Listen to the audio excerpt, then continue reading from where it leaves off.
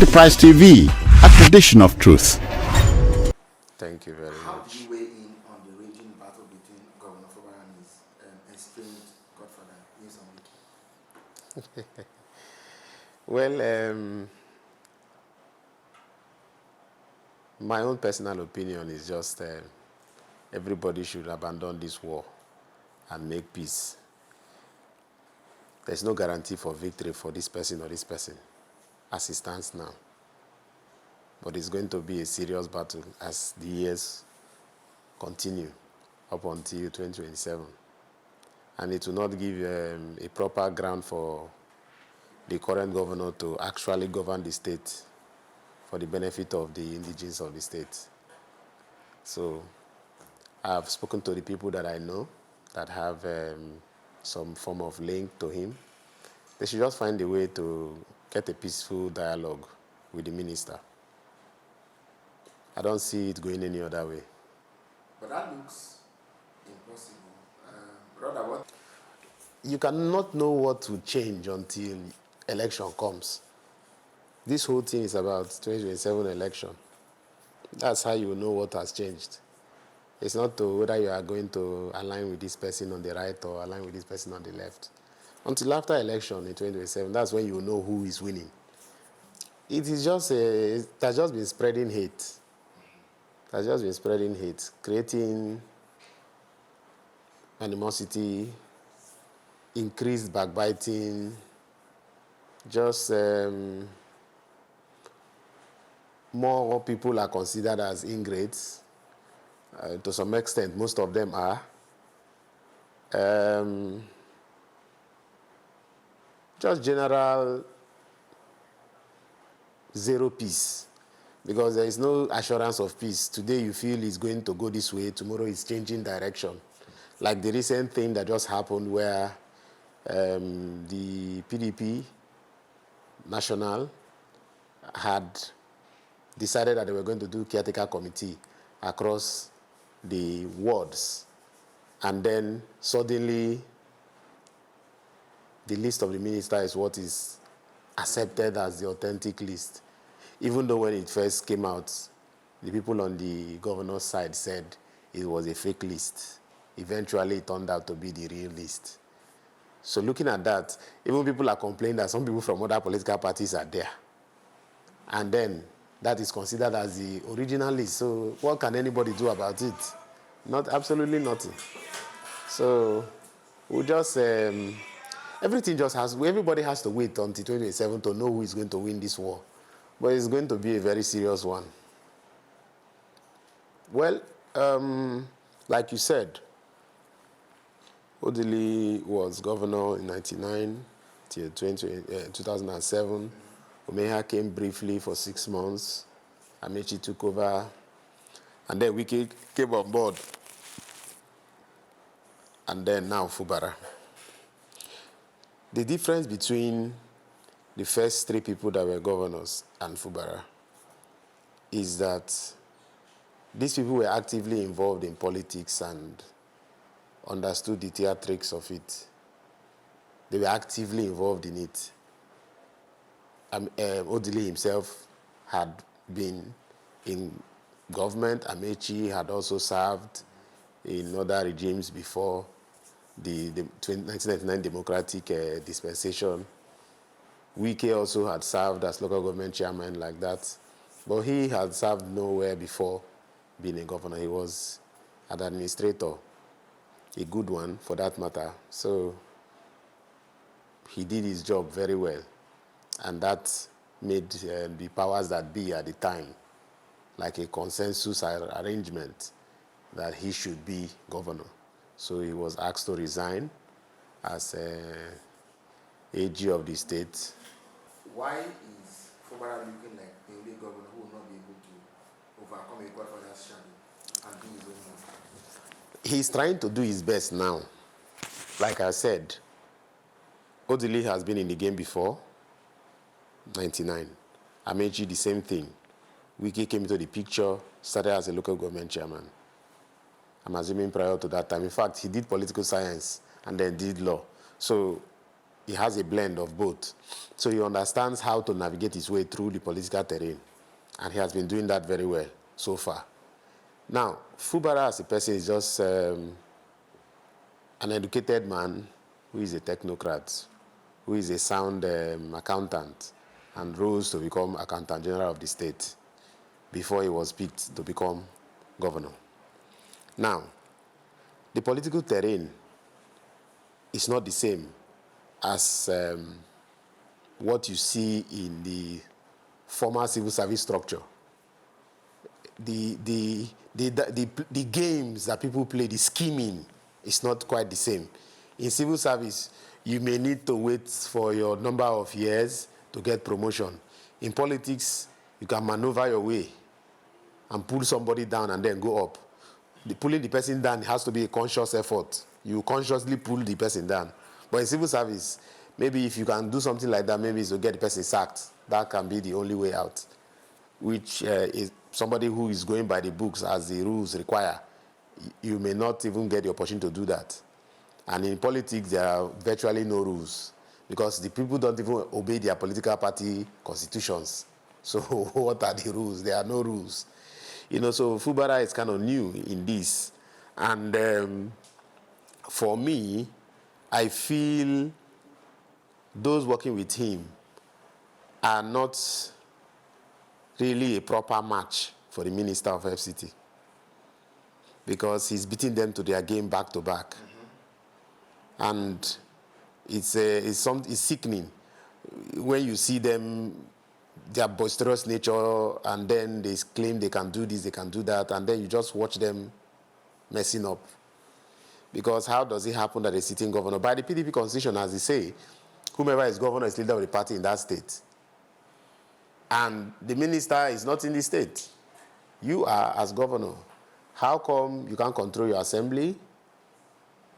You have a higher percentage. In fact, the constitutional requirement of two-thirds majority, they even have more than two-thirds majority on the side of the minister. You have about 3 or 4 persons. Okay, even currently, even 3 persons. And doesn't tell well of you as somebody who is asserting authority as a governor. There should be some form of reverence that you naturally receive from people in the assembly, but it's not the case. And I know maybe it could be overwhelming for the governor coming from the civil service background as not being a politician. So it could be overwhelming. Maybe that's why he's not been able to. But I was expecting that people working with him should have delivered proper advice to him. He has the people who claim to know what to do. They claim to know what to do. So those of us who are on the other side, we just watch them and try to see how they can play it out. Let's come to the agreement the governor signed in Abuja. Of course, he has later come to say that it was a political solution. Maybe when we pick that document, when you had that the governor had gone to Abuja to sign a peace deal and you saw the terms, what came to your mind? I was not surprised. It was a necessary end. It was a necessary end because the way it was going at the time, it was getting out of hand and something needed to be done. The most audacious action taken by the governor that a lot of sane people are not comfortable with is the destruction of the State Assembly chambers. Not the bombing, the demolition. The demolition. Because the building was a threat. Yes, that is the official statement. Yeah, well, something happened on the 29th or 29th of November, October rather. Something happened, and there was sudden fire. Mm-hmm. Now, of course, people know how that happened. Well, okay. Right? You know too. People know. People in the security agencies know. What's the theory? The popular theory about it? They accuse I think he's the current chief of staff of the governor as being the one who masterminded the action of burning the assembly chambers, which I personally told them that that was not the proper action to take. If you are afraid that on the 30th of October, somebody is going to come and do impeachment proceedings, if you could march as many people as you marched down to that place to block the place, right? Why didn't you do them? I'm sorry, why didn't you do that the previous day and make sure nobody comes in to do whatever they came to do? Eventually. That's assuming they are the ones who Assuming they are the ones. You know, it was not necessary for me to go and be burning the hallowed chambers. It was extreme, unnecessarily extreme, to burn down the whole place and then to see that on the 15th of December, the governor has now approved the complete demolition of the entire building. Because it had become inhabitable. Well, it became inhabitable. It became that that situation arose as a result of this whole impasse in the states. Now, so it's a sorry situation, but I just hope for the best, for the interest of the state. Okay. Now that the governor has said he is ready to return fire for fire, and that the Abuja deal was, after all, a political solution, how far do you see the governor going? I'll just watch and see. The governor has not given me, how will I put it? He has not shown the capacity to return fire for fire. He has not shown the capacity to return fire for fire. Not that he cannot. Of course, every human being, once pushed to the wall, they can bounce back. You don't know what they can bring out when they bounce back. But so far, I'm not feeling the vibe that he has the capacity to do that. Okay. How close are you to the governor? I'm not close to him in any way. Okay. So, Rivers people, it's often said that when two elephants are fighting, it's the grass that suffers. I have an older friend who would say that even when they're in a love tango, it is the same grass that suffers. How have you observed common Rivers people, people on the streets taking this? See, what I can tell you is On this. their businesses and family life and everything. Okay, good. Let me constrain myself to family life and business. Businesses are doing well because of the situation at hand. The governor is trying to make things easy for everybody. At the family level, of course, people who are civil servants received for the first time 100,000 naira additional Christmas bonus, So he's just doing everything he can do to, I would say, win the people over, even though I feel a lot of them are willingly offering themselves to serve his interest.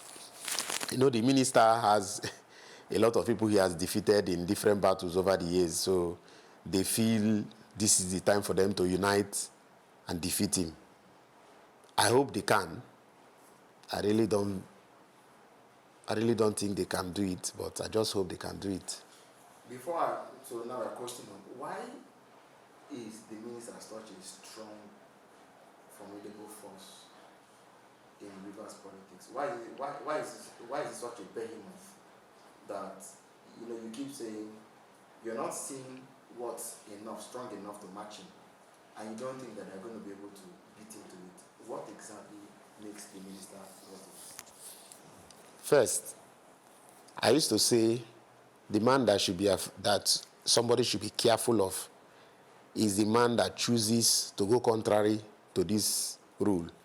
The rule is the element of surprise is a formidable advantage in combat. Yeah.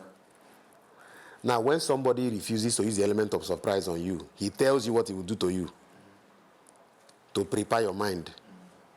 That is a battle-ready person. He's telling you beforehand. He's not interested in surprising you. You remember after the elections, when Fubara was declared winner, the minister was still governor at the time. On TV, on Channels TV, he was saying, sitting in government house, he was saying, the next thing for them to do is to take the soul of the party. since that time, 2023. He has just proven that he has taken the soul of the party, which is the PDP, with what has happened now. So he informed them beforehand so that they can go and prepare themselves to come and fight, because he's ready for the fight. It's almost like somebody who has gone to the end and then comes to the beginning to start following you to go to the end. He already knows the full route. He knows where there is going to be one block that can throw somebody down. He understands everything. That's almost how he operates. So if you want to give a fight to such a person, you up your game. But they don't seem like people who are really capable of matching him. Himself, is able to. He's doing his best. I'll give it to him. He's doing his best. This Staff City idea is a laudable one. There's an agency in Rivers State whose duty, under the laws in the state, they were supposed to focus on low-cost housing. I think the last time they did anything serious was, I think, when Odile was governor, and I think maybe the first tenure of Amechi, they did some work. Then the other tenure of Amechi and then the whole of Wike, and I don't think they did virtually anything. So this Staff City is kind of trying to get low-cost housing to the people. That's one good idea I've seen from him. Even though the Ring Road project is kind of an idea of both the former governor and the current one, being the FCT minister, that's also a good project that they are doing. And then the governor recently talked about a road project of 80 billion naira that runs through Elele, right? Yes. Egbeda, Obayi Mandoni and all that. So he's trying. At least this is his first year. Yeah, but these sound like plans. I'm talking about. He's executing them already. Okay. Houses have been fully built in Staff City as we speak. Fully built, painted and all, as we speak, in phases. All these things are going on simultaneously in the state. So he's doing his best in this regard. And then with the civil servants, most of them have been promoted. My doctor even has been promoted. Several people. Things are moving. Salaries are coming. Retirees, people who have not received gratuities, they have received. So he's doing his best. It's more like they are working without putting it out in the media. The former governor, the minister currently, everything he did was in the media. Everybody could see it. That's why he even got that name, Mr. Project. But this current governor does not really involve himself in all those kind of things. He just does the work and then leaves it there.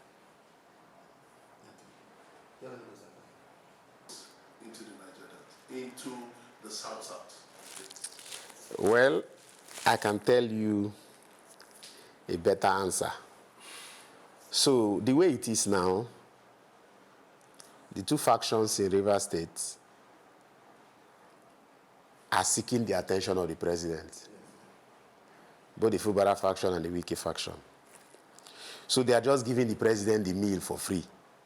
He doesn't need to struggle. This faction and this faction are willing to work for him.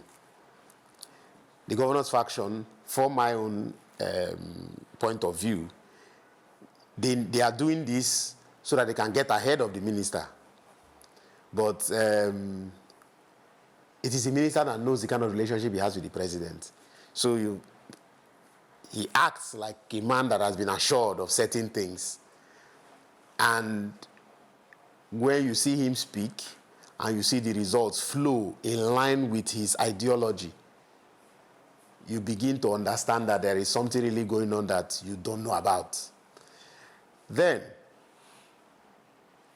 with the future and politics in the state, as regards the current governor, I know certain people who should not be with him, people who have no record that is positive, people who should not be political office holders at any level. They don't represent anything.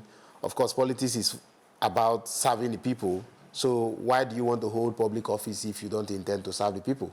If you intend to lord over them, or if you intend to sabotage the efforts of government at any level that benefits this is very same people you say you are representing. I know certain people who should not be with him, but like I said earlier, he's not.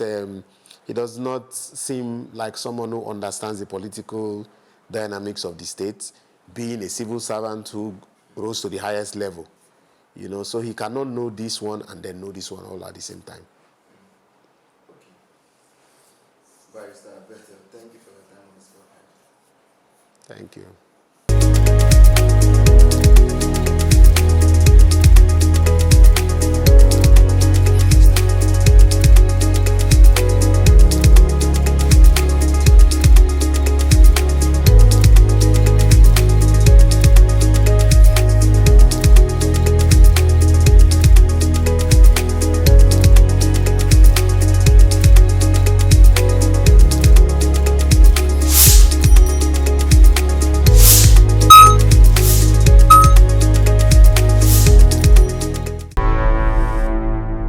Enterprise TV, a tradition of truth.